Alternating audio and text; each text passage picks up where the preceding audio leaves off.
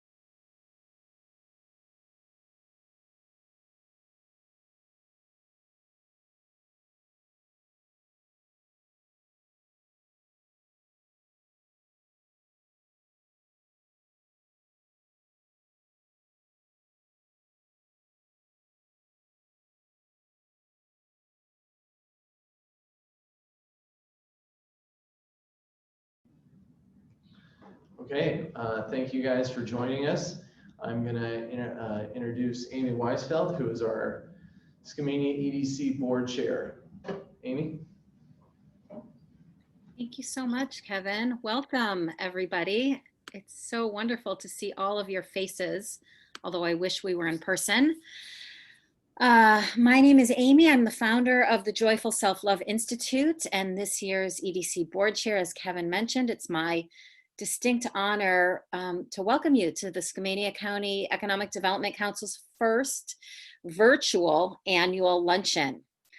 So 2020 has not been business as usual.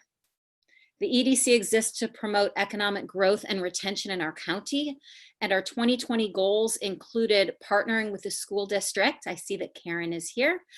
To improve our schools, identifying and working on affordable housing needs, examining and assisting with infrastructure improvements, renewing contracts, and maintaining government partnerships. Now, all of those goals have really been subsumed by one of our ongoing core mandates, and that is running viable loan programs and assisting local businesses.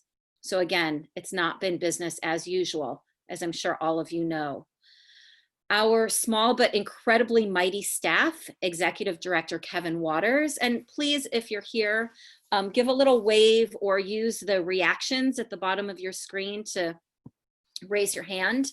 Kevin Waters is our executive director. Our finance manager is Cindy Bradley, and our admin assistant, Wanda Scharf. And they've all worked incredibly hard to help our business community understand the ins and outs of the various COVID-19 assistance programs that have been offered by both the federal and the state governments. If you have questions about any of those programs, please do reach out to the EDC and to any of our staff. We're specifically here to assist you. Also assisted by our incredible board of directors who have so generously given of their time and advice. Normally, we would have people stand and be recognized. Again, not business as usual. So when I call your name out again, please either just give a little wave so people know who you are or raise your hand on the chat. But I do want to recognize these folks, and specifically they are Deanna Adams, the North Bonneville City Clerk, Ray Broughton, who is one of our Port of Skamania County Commissioners, John Goodman, the General Manager of the Skamania County PUD, Mike Greenberg, WKO's Controller, John Hardum, owner of Lightwave Communications, thanks for the wave, Tom Lannen, Skamania County Commissioner, Jim Laraway, retired businessman from the water treatment industry. Hope I said that okay, Jim. Sandy Seaman, VP with Umpqua Bank, our local Umpqua store chapter. Janet Smith, retired human resources manager for the Skamania Lodge.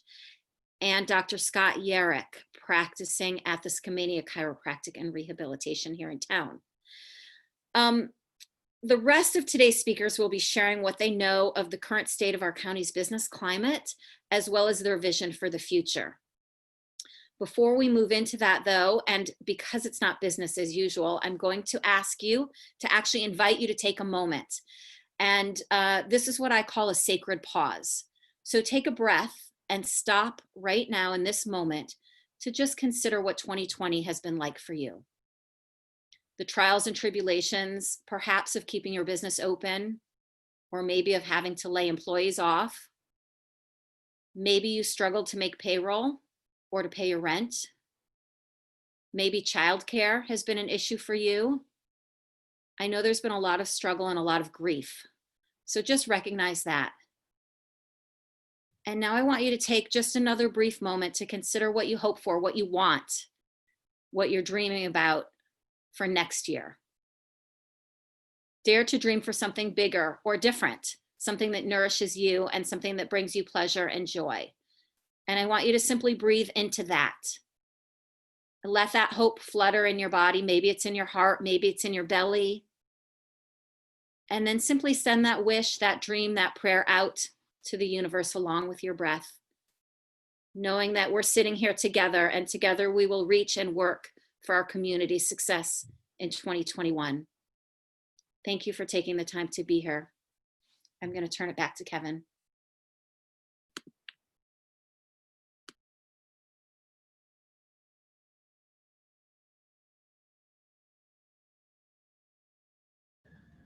Thank you, Amy, for the introductions. First off, I do also want to welcome everybody to the first ever EDC Virtual Luncheon. I also want to thank our sponsors, WKO, Ray Broughton, Riverview, Umpqua Bank, Skamania Lodge. All have been great partners with the EDC, and we cannot thank them enough. We wouldn't have been able to put this on without them. A couple things that I want to talk about. The EDC generally is always looked to help with economics for our county and how we bring more business to our county, how we help local businesses. But this year has been quite a bit different, to say the least. We've dealt with, since March, we've dealt with quite a number of COVID-related issues. So I'd just like to highlight all the issues that the EDC has dealt with in the last 7 months. Since COVID, $17 million in federal funds have come to Skamania County. Now, a couple of those funds, $11 million roughly of those funds, were EDA grants that went to the city of Stevenson for a new wastewater treatment facility, and the Skamania PUD. It's also getting a new substation in North Bonneville. These projects have been worked on for quite some time, and the EDC, the previous director, Carrie Fagerness, had a hand in helping them. So I want to give Carrie just a big shout out, because I know she was really big in helping both those entities get those funds. But on top of those funds, we've also gotten COVID-related relief, so over $6 million in COVID-related relief. So a couple of highlights that the EDC has done this year. The EDC has given out $200,000 in loans through our Washington Investment Fund. And we look to continue to keep lending out for that. We still have dollars available for that fund. We also have a USDA, and we have microloan funds that go up to $25,000. So if you know anybody that's looking for a loan up to $25,000, please inquire with us, and we'd love to help you and help get your business off the ground. We've also had $331,384 in federal and state commerce grants. So those funds have directly gone to businesses and nonprofits. 27 businesses total have got that, and 4 nonprofits have got that. So that's quite a number that we've helped. And the other couple things is what we're going to focus on in 2021. So we still have funds that are supposed to be coming to us by the end of this year. We look forward to getting those funds to be able to help our businesses and our local entities. A couple other things is the county's also received $900,000 in federal CARES funds, which the EDC has also received part of those funds, helped our junior tax districts, and also helped the fire stations and EMS. So really want to highlight those that have been able to be helped, and it's been great being able to help everybody, or as many as we can anyway. So but a couple of things that we're going to talk about for 2021. So we're going to continue COVID-related relief. We're going to look for grants. We're going to look for anything we can to help our local businesses. We have been working with Klickitat County, and I'm happy to say that Klickitat County and ourselves have signed an agreement with the SBDC, which is a sublet for SBA. So SBA has agreed to fund an SBDC representative that can help with SBA programs and also planning and helping local businesses. So look for a SBDC rep in our town in the chamber office, starting 2 days a week sometime in the spring. We haven't hired that person yet, but it's a great partnership with SBA, with SBDC and Klickitat County. And I'm really excited that Klickitat County approached us, and I want to also give Dave McClure a lot of credit for that. Also in 2021, we're going to be, the EDC this year and last year has really helped the Stevenson Carson School Foundation. So, and the Stevenson Carson School District. We believe as a board that it is integral that economic development starts with strong schools. And so we continue to work with the school district and the foundation to make sure that we have a strong school going forward. The other things that we're working on is the county and ourselves are talking about working on a study for a possible study into a sewer system in Carson. We recently this year finished up a buildable land survey that talked about how Carson is the #1 place in Skamania County that could be looked forward to develop. So develop is kind of a scary word, but it also means several other things. It means that more homes could be built there, more businesses could be built there, but at this time, we're currently held back due to a lack of infrastructure. So infrastructure for 2021 looks to be a major deal for us. Next up, I would also like to introduce our main speaker, or excuse me, not our main speaker. I'd like to introduce Scott Bailey. So Scott Bailey is going to give us an update about local economic data. And Scott has been an amazing resource for our county for a number of years. And look forward to hearing what Scott has to say. And then after Scott, we'll be hearing from Dean Maldanado, and I will be excited to introduce him as well after Scott. Thanks, Kevin. I'm not sure if you want to hear what I have to say. So those of you who have heard me before know that I have 2 alternate personalities going within my brain. One is Dr. Feelgood, and the other is Dr. Doom. Today you'll hear a little of Dr. Feelgood, but unfortunately a little more of Dr. Doom.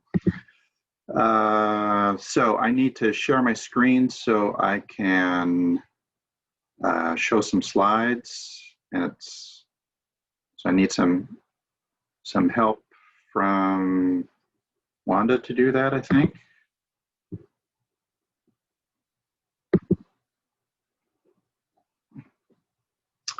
Scott, you should be able to share it. Is it not allowing you to share it? It's not allowing me to share. Has this ever happened to anybody in a Zoom meeting before? Yeah, I at least remember to unmute myself. That's I'm going to make you the host, and that okay. should allow you to share. No worries. There we go. Okay, and now I have to go.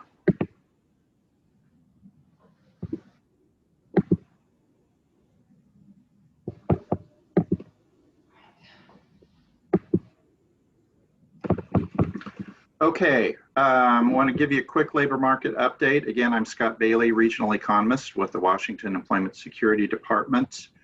And let's just dive right in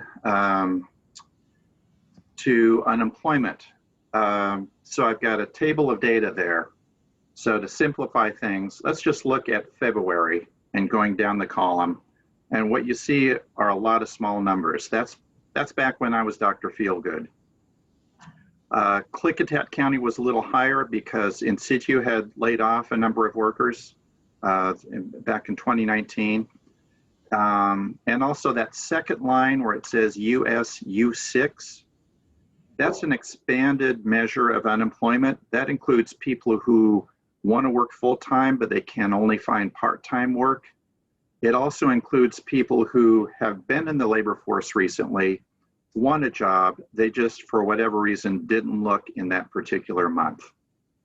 That includes, for example, discouraged workers. April, if you've read your T.S. Eliot, you know April is the cruelest month. That's when the impact was highest. You'll notice under April it says add 5 points. That's because of the survey that's used to measure the unemployment rate. There were issues with how people answered questions because there was so much confusion about what their status was. Am I at home working? Am I at home on temporary layoff? So BLS decided not to mess with the numbers, because once you start messing with numbers, they kept their methodology, but they looked at how that question was answered and said unemployment was probably about 5 percentage points higher than the official rate. So things were worse, and that's for all the rates across the board, across the country. By August, things had improved, the rates had come down, but they're still pretty high. BLS had resolved most of the questionnaire issues, but it was still probably undershooting the actual unemployment by 1%, 1 percentage point. And that U6 rate is still up there at really 15% if you make that additional percent adjustment. What we have on the ground in Skamania, the best data point we have is looking at the number of Skamania residents who are filing unemployment claims. And we've got actually more than 3 programs going now. There's regular unemployment insurance. And then there's the PUA program that's largely for people who are self-employed who usually can't get benefits. So that's a federal program. There's also a PEUC program. Those are extended benefits for people who have exhausted their regular benefits, which usually typically last up to 26 weeks. The good news is the numbers have come down pretty steadily. The slightly not so good news is that orange bar for people, those are the long-term unemployed, that's growing, and it will likely continue to grow because it's been about 6 months since COVID first really hit. And so we'll see more and more people who have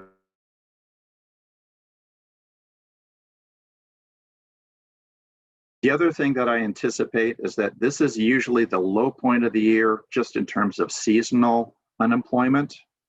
And so in the coming weeks and months, we'll see reasons, the weather, we'll see claims go up. And that's apart from COVID. And they especially jump right after Thanksgiving. If you look at who those claimants are, we can look at it by occupation and see that initially, this is week 21 was back in May. Week 39 is just last week, basically. Again, the good news is that claims have gone down for every major occupational group with one exception. That's education. And we'll see that in another slide coming up.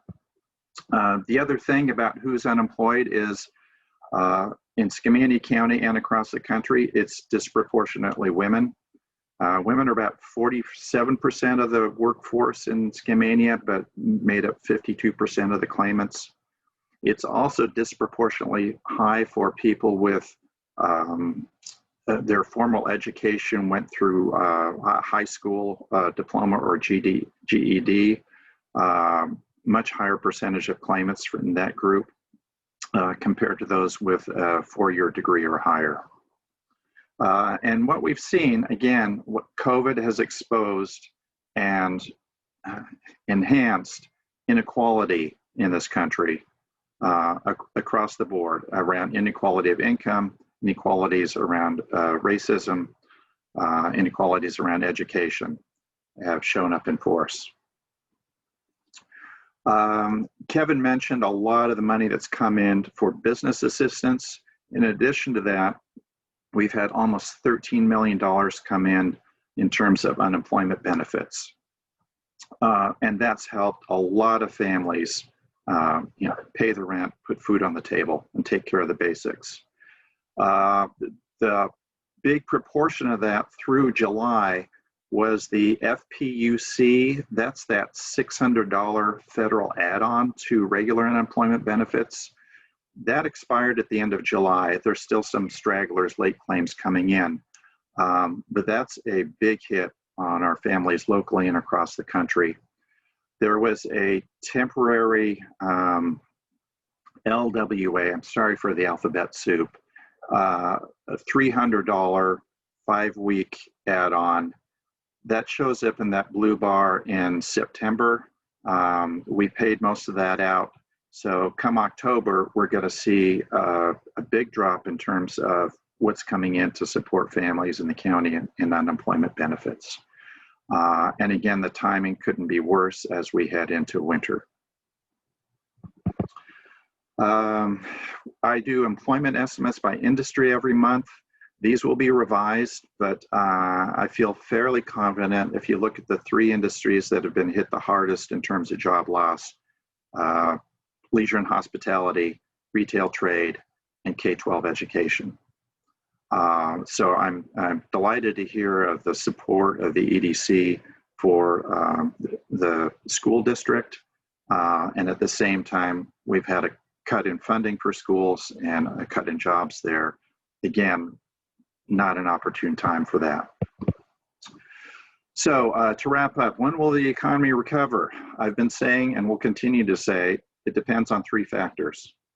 One is what's going on with COVID. There's speculation that COVID will worsen in the winter, especially in combination with the flu. If that happens, that will be, of course, a health setback for our country, but also for the economy. Second, it depends on how people behave.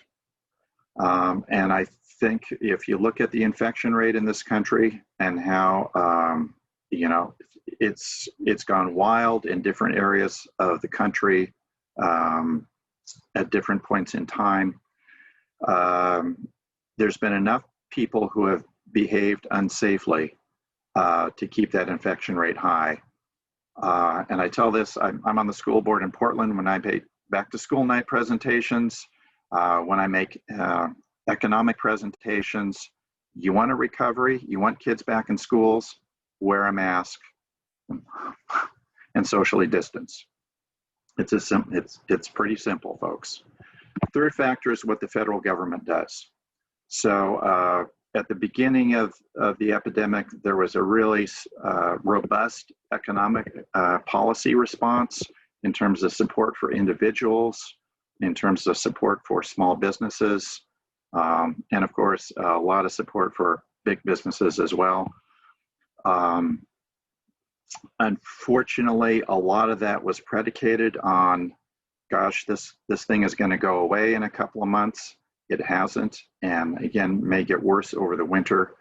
And unfortunately, Congress has not acted yet, and it looks like will not act before January in terms of renewing support for individuals and businesses. And that's, I worry a lot about the impact of that on basically, it's really a lot of people. And many of you have seen the studies that show even before the epidemic, roughly 40% of our households were one paycheck away from really being hurt economically. This has only made it worse. And finally, this epidemic has brought up a number of system issues. Certainly with businesses and schools, broadband access is a huge challenge. We've seen challenges in the food chain where at the same time as we have growing hunger, we have farmers plowing over harvested food because of disruptions in how food is distributed. There still have been issues around the availability of testing and PPE and so on. And those are important system issues for us to address going forward. Sigh. So again, sorry, I wish it was more Dr. Feelgood.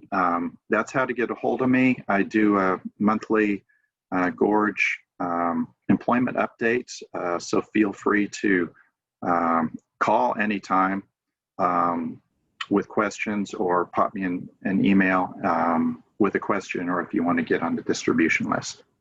Thanks. And just a huge thank you for the EDC for all the great work that you've been doing and supporting the county. Thanks, Scott. Can you make us the host now?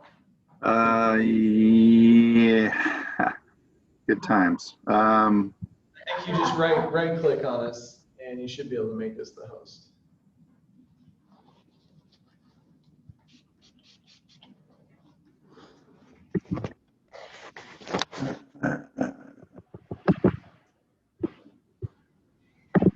There we go. I think that works.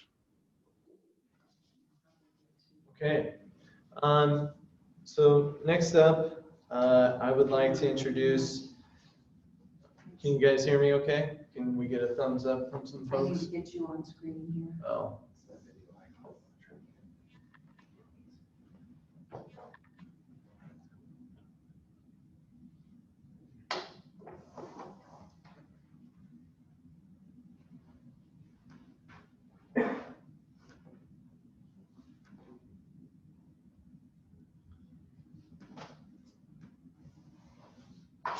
trying to get me on screen here. Hold on. It's always interesting what this does to your nervous system Yeah. when you're the operator. Yeah. And you're in Yeah. the driver's seat. There's this So true, isn't it? pucker factor. My technology is limited to having AM, FM radio with 1 ear, you know, in the old days. That's my capacity right there. Geez, now you bring that up. I can remember someone holding a little crystal radio that didn't have a battery, Yeah. but it would pick up 2 or 3 of the All local right, radios. back on.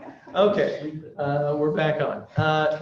Next up, I'm really excited, and since I have a minute and he's sitting right here next to me, I can kind of go on about, but I cannot reiterate, as being a lifelong Skamania County citizen, how excited I am that we have somebody like Dean Maldanado who is looking at Skamania County. And he said something that was great, which I think falls into a lot of people, but you're either a visionary or an idiot, and I think he's not an idiot. There's no idiot in Dean. He is, he's a great guy. We're so excited to have him, welcome him to Skamania County. When we asked him originally to speak back in March, he wrote me back within 5 minutes and said he was in. His team has been great. They were gracious enough to figure out, work with our schedules, both sides, and come speak today. So I'm extremely, a couple quick things. Dean Maldanado has a recent project that he just finished up in the Tri-Cities. So if you're driving through Kennewick down over 395, if you're on your way to Spokane, where you see the new hospital, the new baseball fields, the new restaurants, that's Mr. Maldanado. And then if you're in Ridgefield and you go to the new Rosars or some of the restaurants there, that's also Mr. Maldanado. That's just one of a number of projects that him and his team have completed. So without further ado, I'm excited to introduce Dean and talk about the new Skamania Cove project. So come on up, buddy.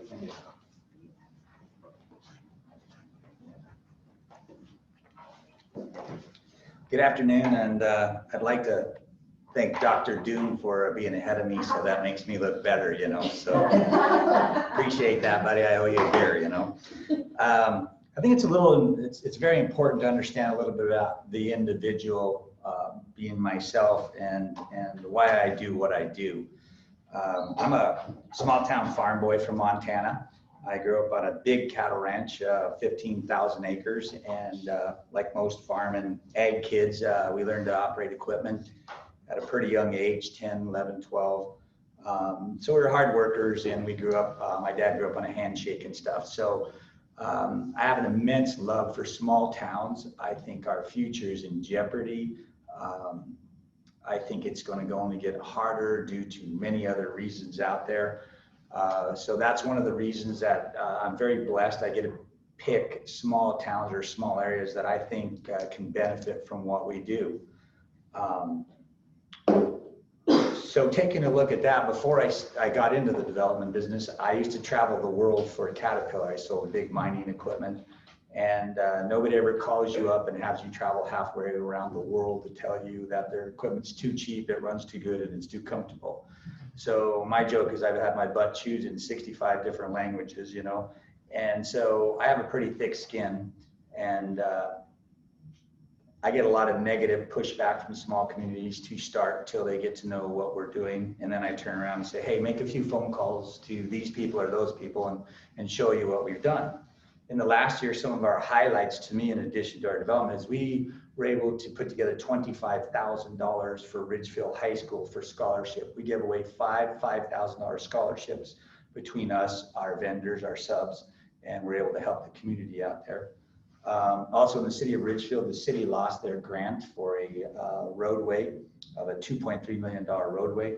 We were able to take that project over, build it ourselves, and save the taxpayers $800,000. We paid $1.5 million for ours. They were going to be done in 90 days. We did it in 45 days.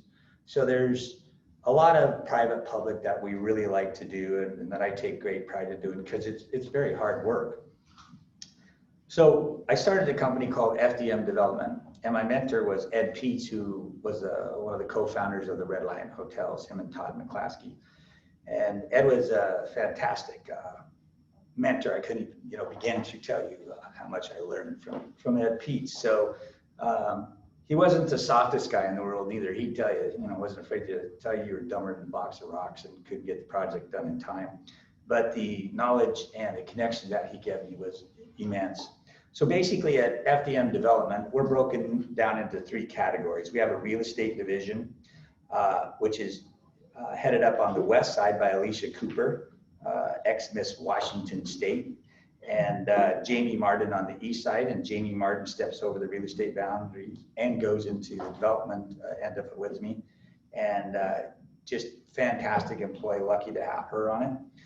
Then we go into the construction, and Anthony Martin is our construction manager, and Anthony isn't here because Anthony's always on a job, whether it's 11 o'clock at night or 3 o'clock in the morning, Anthony's going to get the job done.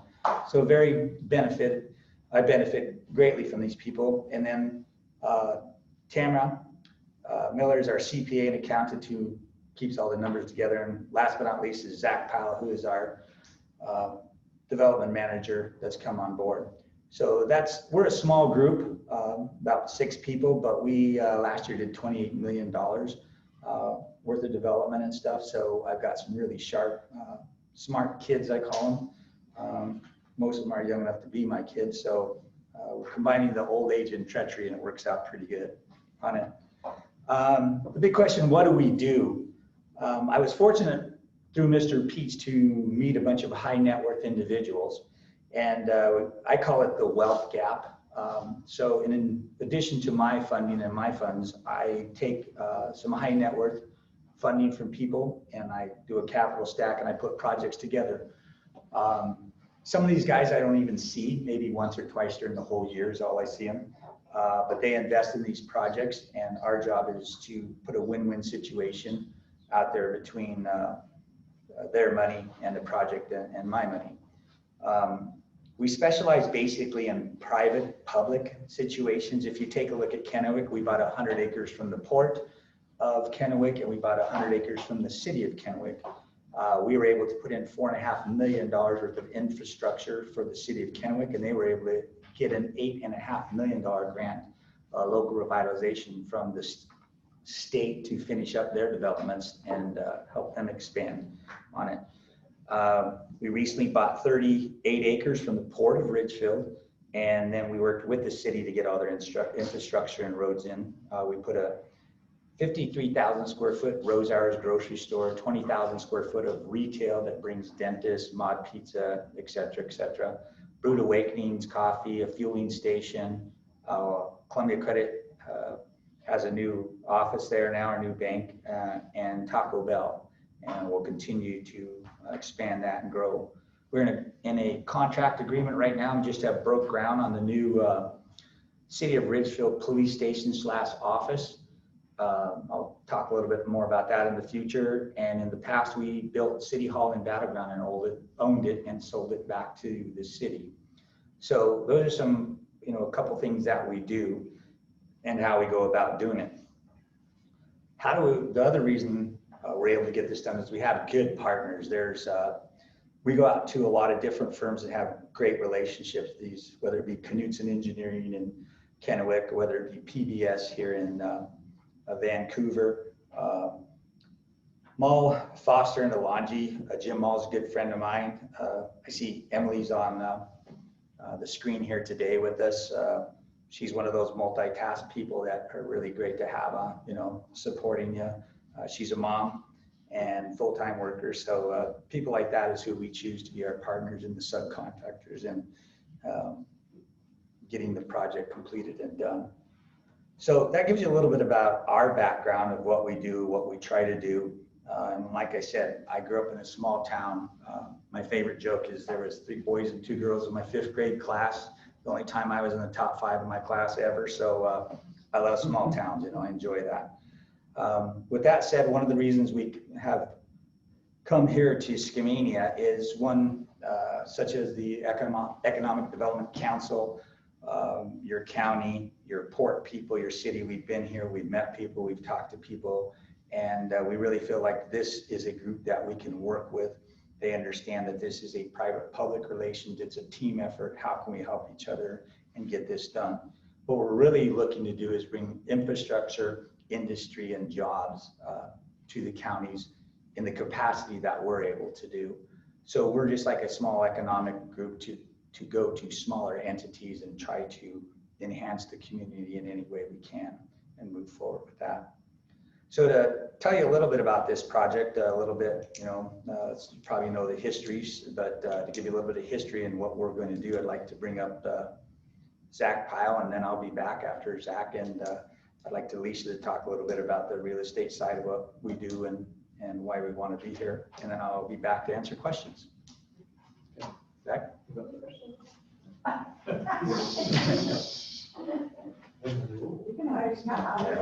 gonna have to jack that thing. Oh, yeah. Oh, that's right. I mean,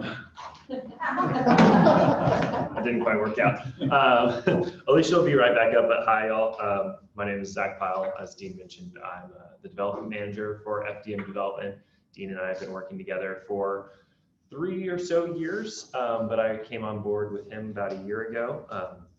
Very excited to be here, and this is one of those projects that I had the opportunity to be involved on before I joined with Dean. And when I came on board and found out that it was his group that had purchased and was going to develop this property here in Stevenson, I was really excited to continue the work on it. So I think that we'll kind of dive into some site history, what the site looks like right now and what it will look like in the future. But before I do jump into that, Alicia, can you just come and talk about why Stevenson's a great market, why Skamania County is a great market? Alicia's got a lot of knowledge of the current real estate market out there, so thanks. All right, well, first of all, thanks so much for having me. And yes, like Dean mentioned, I was Miss Washington, so I spent a lot of time working with the Educational Service District 113, traveling to small towns all throughout the state of Washington and spending a lot of time there. So I have a strong passion for small, tight-knit communities and really helping them grow and expand. So coming from a real estate background, I've been a licensed real estate broker going on 6 years now in both Washington and Oregon. And I think the biggest reason why I chose to work with FDM Development and Franklin Dean Realty is just that main priority focus of finding a small town and being able to go in and help them prosper and grow with various ideas from, obviously commercial developments, build-to-suit opportunities, joint ventures, and even residential opportunities. So the big ticket piece with Stevenson, Washington is just the room for growth and opportunity. First of all, I love coming to visit Stevenson and Skamania County just because it's a great place to get away. That's only 45 minutes from Portland, Oregon, and it feels like you're on a whole nother planet. You can jump away from the storm of life that's going on and really take a step back and take in that outdoor environment, and whether that be hiking or going to local breweries, having a great bite to eat, it's a great place to be with a great, kind community. And I think a kind community is where everybody wants to spend their time. And that is really why this is such a great opportunity for expansion. I'll let Zach get back to it. Thank you. You can't see us, right? No. Oh, good. Y'all can't see us. That's great news. Dean's the best looking one of all of us, obviously. So let's talk a little bit about the site. Y'all can see here on the map that we're sitting here in a Skamania Lodge right now, and we're just down the road, right on Rock Cove there. The site has a storied history, as most folks know in this area. Skamania County boasts a really impressive history in the timber industry. That's been reduced over time, but what it's offered is the opportunity to rebuild, move forward, and transform the economy. The Hegewald family was one of those large timber families. They had a veneer and peeling facility on the site that we're developing from about 1950 to the early 1980s there. This picture is one that you can find down in the museum that we were able to check out and note the wigwam burners, the peeling facility there. A lot of those foundations and floorings and concrete were busting up as we speak. Construction has started down there, and we're finding that they built it big back in the day. Those things weren't going anywhere. They're certainly returning today. We mentioned some of the partners on this project in the past, and one of the big reasons that we were able to come in to a project that has a a long history that may have had environmental impacts is because a number of community partners came together, got some grant money and said, hey, let's figure out if this thing is viable to move forward with. There was a vision to action program where the community voiced their thoughts and opinions and desires on what the land could be transformed into, really solidified the concept of transforming this former peeling facility into a hospitality-oriented development.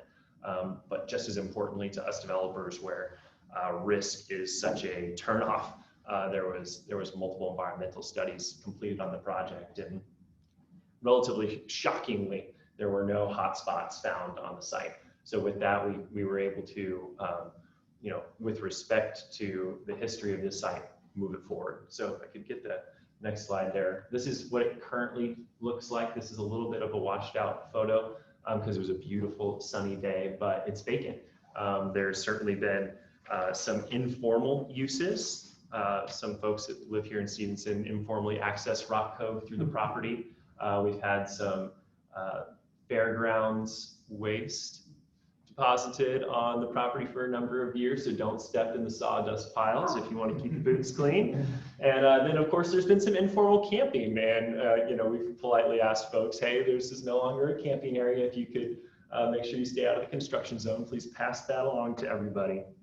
But what this site represents, I think, is on kind of a macro level, is what so much of our rural communities are going through. You had resource-oriented economics that dominated the history of these rural counties, and as those have evolved and become less viable, you've got a lot of land sitting vacant, and that's what this project kind of represents to me, as a little microcosm of the opportunity that Dean and Alicia were speaking about for the county as a whole. This one particularly special because, as you can see from this photo, it sits right on Rock Cove with gorgeous views of the Columbia River Gorge. So what our vision for the project is what we're calling Rock Creek Cove Hospitality. It's a mixed-use hospitality project intended to provide, kind of vacation rental style escapes for those in kind of the regional area and perhaps beyond, along with a 10,000 plus square foot or so commercial venue for events. Whether that be the local community, or I was noticing just the other day that when I Googled, wedding venues, Columbia River Gorge, I think Skamania County boasted 8 of the top 10 that showed up on my Google search. So certainly we know that there's a demand for that. And this is really the inspiration for this came from that Vision to Action program that was community led, and we're really pleased that what we were able to bring to the table as far as market demands, market pressures, what's a good investment aligned with that community vision. So phase 1 of the development. This is what we are in for permit right now. And one thing that I kind of want to talk about, because I think that not a lot of people get exposed to this, is just the amount of design review and permitting that developers go through. In order to kind of move forward with this phase 1, we hit, I don't want to call them obstacles, but checkpoints at the city, at the county, and even at the state level, which is anytime you're developing in a, along the waterfront, you're going to hit that state and sometimes even federal level of permitting it. It takes a long time, and it takes a lot of patience. It takes a lot of input from the community, from the council. I know we saw Amy on here at the beginning. She provided input at the council level, and really it takes a lot of money. That's all going to be injected into the city. And I think, Dean was mentioning how a lot of times development brings fear or pushback. At the end of the day, there's a lot of money being injected into this project, and that's ultimately being injected into this community. And we think that's really important, and something we're really proud of, is to try to hire local subcontractors, to try to hire local designers and permitting specialists. So phase 1 of the development is going to be 12 to 16 3-bedroom townhomes. These are kind of in the shape of fourplexes, as you can see here. We're really targeting what we believe is a bit of a missing market here. Obviously, Skamania Lodge boasts really strong hotel style lodging. This is really oriented towards families that want to get away, and we think that that's a little bit COVID-proof. We weren't necessarily planning that, but when you're traveling now, you're definitely traveling with your family in a tight-knit group, and you want to go stay in kind of an Airbnb style home where you can walk in, be isolated from everyone else. And in the future, we think it'll play really well to kind of offer a yin and the yang to what's currently offered here in the county.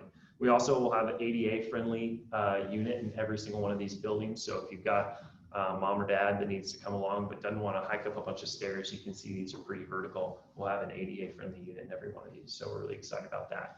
Other things that are going to come along with phase one are on-site habitat improvements. You saw from the earlier photo that this wasn't always the most habitat and environmentally friendly property, but we're really excited to bring in a lot of native plantings and to the property, make it as beautiful to stay on as it is to look at from afar. I really view this property as kind of the side door or side yard when you're coming into Stevenson off of Highway 14, and I think this will really when people see this going up, it's going to be noticeable, and it's going to signal to everyone that, yeah, people are investing in this community. So we're really excited about that. I'll quickly just kind of go through phases 2 and 3, which are still in the conceptual stages of design. Phase 2 is where we're going to kind of make this a mixed use project, 10,000 plus square feet of commercial event venue space.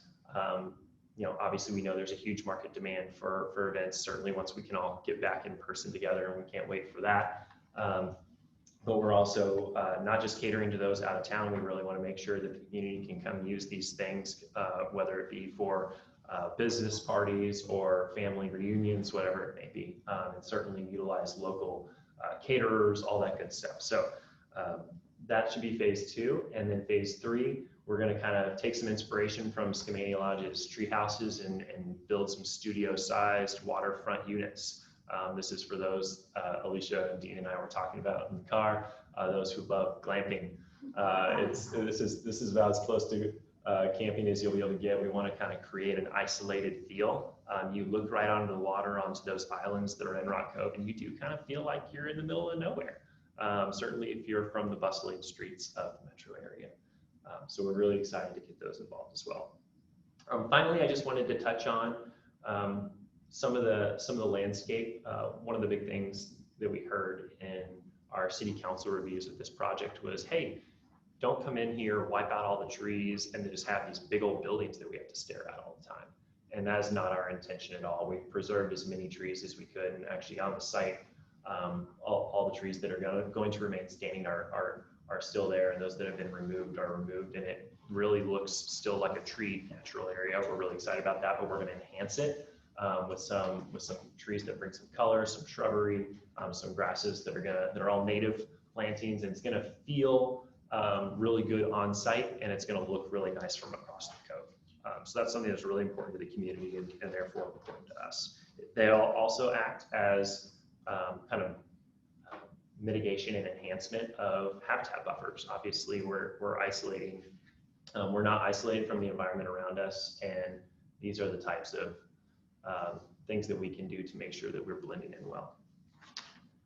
With that, I am going to say, that we're on the lookout for more opportunities. Dean can certainly talk more about that, and we want to get everyone's questions. I don't know if it's possible for people to chat in or ask questions verbally, or if we have time for that.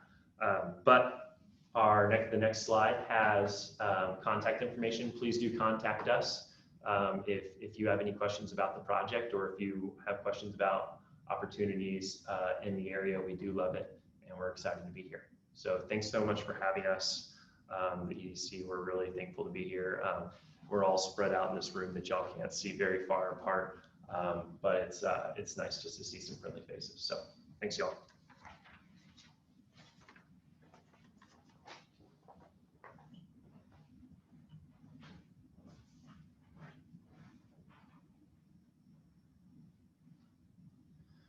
Okay, does anybody have any questions for the Maldanado group?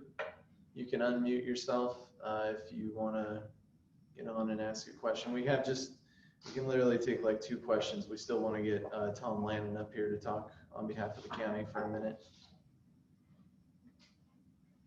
Nobody? Okay.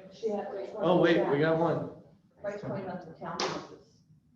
Price point on the townhouses. Do you They won't know? be sold individually, we'll hold. Oh, okay. They're just for rent. So they're just rentals. They're not gonna be for sale. So Airbnb style, yeah, that kind Yeah, of I was looking for that den kind of feel, you know, I have my daughters and my, you know, granddaughters and stuff, and I like to stay in one place, you know, with everybody, and while they have the hotel rooms in here, that was kind of lacking, I thought that would be a real positive. thing. Yeah, for sure. Okay.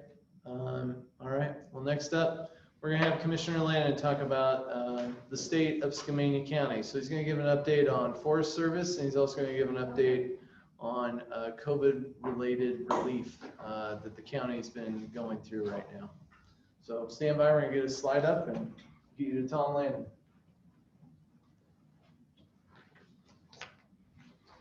Thank you, Kevin. This was a unique opportunity for me. So let's wade right into the COVID side of things. Since March 13th, the lives of everybody in this country and mostly the world has changed rather dramatically. And I think by the time it's over, there are going to be some lasting changes that we probably still don't anticipate today. Zoom is one of them. So starting on March 13th is when we started to shut things down. Today, we have moved to phase 3. We did that back in the middle of June. And most of the county offices are open and operating. We have gotten ahead of the curve with the courts. They've actually had court trials. Many counties have not had a single thing in terms of the legal system happen. So we've had some really ingenious people working at that.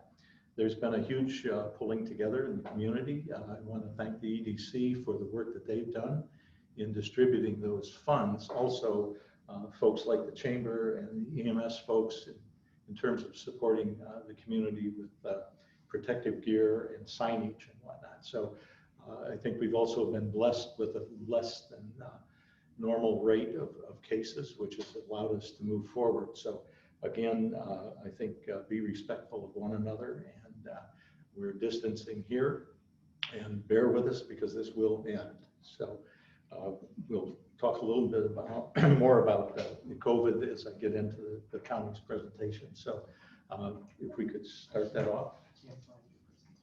Oh.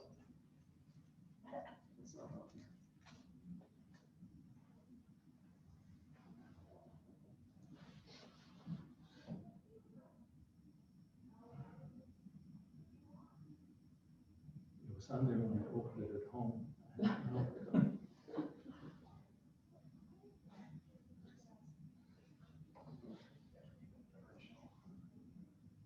I wondered if that's restricted from the county standpoint. One sec. I'll just go through your topic. All right.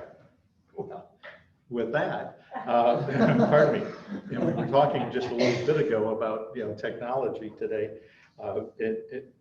Dean, we have a very similar history, I think, because I'm jealous I was only chewed out by about 23 different languages. Anyway, recently we've been looking at, pardon me, the county opportunities for moving forward and our relationship with the timber industry. As these folks have talked about, the purpose of that site had been a peeler mill in the past, pardon me, and at one point the county government would receive about $7 million a year from timber receipts on the forest. The schools also received a very similar amount. And as a result, when the owl flew in here back in the 90s, that pretty much shut down and very quickly. As a result, the federal government said we're going to start make owl payments, or SRS, Secure Rural School payments, and those were meant to offset that loss of timber revenue. So over the years, that has diminished for Skamania County from about $6 million per annum And again, this is for the county budget. To today, it's about 1.2. And we go back to DC every 2 years with our handout to get reauthorization of that. The schools get a very similar amount. And so we've worked together over the years to lobby for those. So we're at a point today where there are a couple of bills out there. The Crapo-Wyden bill is one that will create a trust, and that trust will be funded by receipts off of the forest. Today, if you look at our county budget, it's about $14 million for current expense. That's what we, the commissioners, actually control. The budget overall is about $38 million, and that brings in revenue from REIT funds collected from the sale of real estate, gasoline taxes, grants. The community health organization is principally funded by those outside sources. So let's go back to the 14. I've had people tell me in the recent past, timber is dead, you know, move along, get used to it. So I look at our county budget of 14 million, and 3.6 of that is directly from timber or timber related revenues. And so 26% of the budget is focused on those funds. And that's a lot of money, you know, that's a lot of jobs, because 9 million of that budget is specifically for our payroll and wages.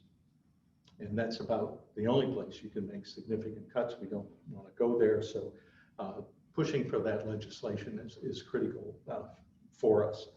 And then if we look at opportunities, we've done a lot of work in terms of looking at the county as a whole. You've got 80% of the county tied up in the federal forests. And right now, pardon me, there's no tax that comes off of them. And there's no timber production that we rely on. We do have a healthy timber industry in terms of the WKO mill. There are a lot of family wage jobs there, and we're working to make sure that we keep those. I think the next step is to move to DNR. We've only got 8% of the county that's tied up in DNR lands, and they generate somewhere between 1.5 and $2 million a year to the commissioner's budget. That's a huge chunk, and they do that on 39,000 acres of land, a third of which belongs to the owl. So 26,000 acres generate 2 million, and we have 800,000 acres of national forest that we see no benefit from. We also tend to be the sandbox, if you will, for the urban areas. The strain that has been put on the forest since the Eagle Creek fire across the river there has been pretty enormous. The forest is getting a huge amount of use. It's very difficult to keep up with, you know, keeping things clean and the roads in order and whatnot. So we're working on that.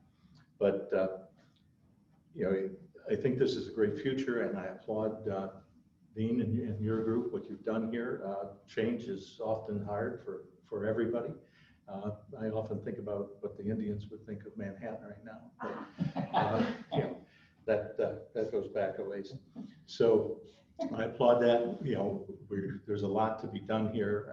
We have an incredibly gorgeous place that we're very delighted to live in. So moving on to one other one, can I go back to COVID? All right, the county received COVID funds from the federal government through the state. The county received about $643,000, but it took a long time for that to get here. The first thing was the state got close to $1 billion. 500 million of that went to the 4 largest metropolitan areas, toot sweet, right out of the chute. The rest of us waited for quite a while. And then once it was put out for the counties, we had to wait for a contract. And then the contract came, and then we started to learn what the rules were. And it's been really difficult. And I have to applaud the EDC staff, because they have done an incredible job of moving out the first round, which were loans, grants, forgivable grants through the banks. And then we turned over about 115,000 to them. and they found a home for that. So as we move closer, our deadline for spending this money is November 30th. We have to pretty much have found a home for it and dispersed it by then. Unfortunately, we're a county that's called cash basis, and you cannot put your claim in until you have paid it. So we have to have the funding up front out of our own pockets to pay the bill, so then we can go ask for reimbursement. So this is critical that we move this money as quickly as we can. And so we're going to be in talks with the EDC here in the next week, because a lot of the funding that we granted to people is not going to be used, and it's come back to us. My goal is that on the stroke of midnight, we have 1 penny left in the coffers of those funds, because you know, once it's gone, I don't think we'll ever get them back. So with that, I'll entertain any questions.